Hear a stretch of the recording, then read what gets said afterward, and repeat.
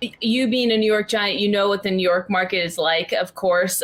Kenny Golladay was a big signing, Giants spending a ton of money on him. At least that's what a lot of people perceive. And then you've got with the Jets, Corey Davis. I mean, when you look at the receiver position, just because we were talking about Juju, who do you think won there in terms of decision making between those two?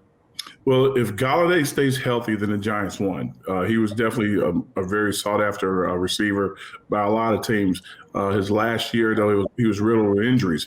If he can come back and be totally healthy and not take every ball that's being thrown in the air, but be that guy, that go-to guy, the guy that takes the guy that's most dependable. He can take the cover off of a defense. He can go up and get the contested balls. And then you've paid the right guy.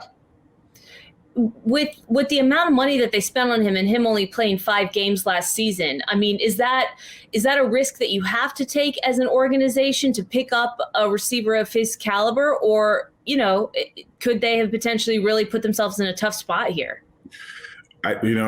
Time will tell. With guys like Smith from Alabama, Waddle from Alabama, the kid from Chase from I think from LSU. I think there's another couple guys that are going to come out in the draft that are going to be really good. You don't know what team's going to grab those guys coming up in the draft. If you get really high on those guys and then all of a sudden he's not there, then you take a step back. It's better to sign a guy that you can kind of depend on to be your number one.